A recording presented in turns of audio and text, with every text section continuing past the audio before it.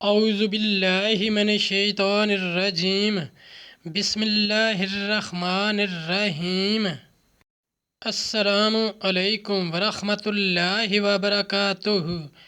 طالب علم ساتھیوں، اس سے پہلے والی ویڈیو میں ہم نے سورہ بقرہ کی آیت نمبر 102 پارہ نمبر 2 کا ترجمہ اور تفسیر پڑھی، جس کا لنک میں نے اس ویڈیو کے ڈسکرپشن میں شیئر کر دیا ہے۔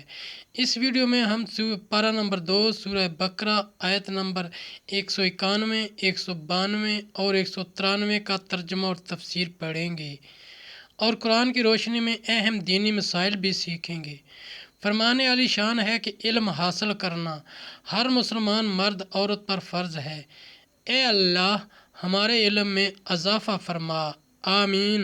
سورہ بقرہ آیت نمبر 191۔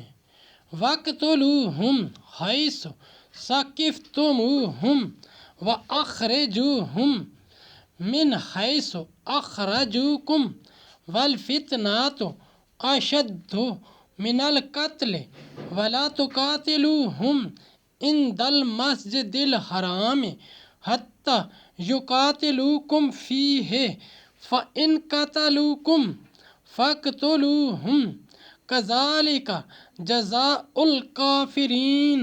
ترجمہ: اور کافروں کو جہاں پاؤ مارو اور انہیں نکال دو جہاں سے انہوں نے تمہیں نکالا تھا، اور ان کا فساد تو قتل سے بھی سخت ہے، اور مسجد حرام کے پاس ان سے نہ لڑو جب تک وہ تم سے وہاں نہ لڑیں، اور اگر تم سے لڑیں تو انہیں قتل کرو، کافروں کی یہی سزا ہے۔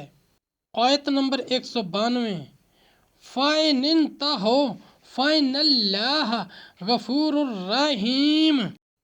ترجمہ: پھر اگر وہ باز رہیں تو بے شک اللہ بخشنے والا مہربان ہے۔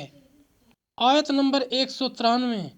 وَقَاتِلُوهُمْ حَتَّى لَا تَكُونَ فِتْنَةٌ وَيَكُونَ الدِّينُ لِلَّهِ فَإِنِ انْتَهَوْا فَلَا عُدْوَانَ إِلَّا عَلَى الظَّالِمِينَ۔ ترجمہ: اور ان سے لڑو یہاں تک کہ کوئی فتنہ نہ رہے اور ایک اللہ کی پوجا ہو، پھر اگر وہ باز آئیں تو زیادتی نہیں مگر ظالموں پر۔ سورہ بقرہ آیت نمبر 191، 192 اور 193 کی تفسیر۔ خواہ حرم ہو یا غیر حرم، مکہ مکرمہ سے سال گزشتہ، چنانچہ روز فتح مکہ جن لوگوں نے اسلام قبول نہ کیا ان کے ساتھ یہی کیا گیا۔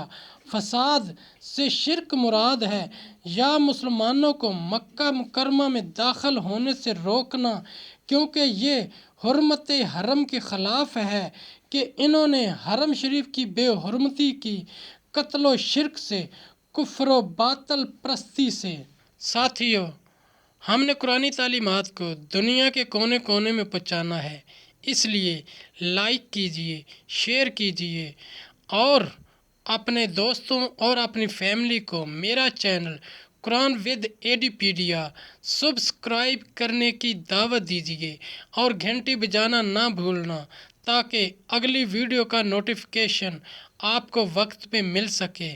اللہ کریم ہم سب کی نیک اور جائز حاجات پوری فرمائے، آمین یا رب العالمین۔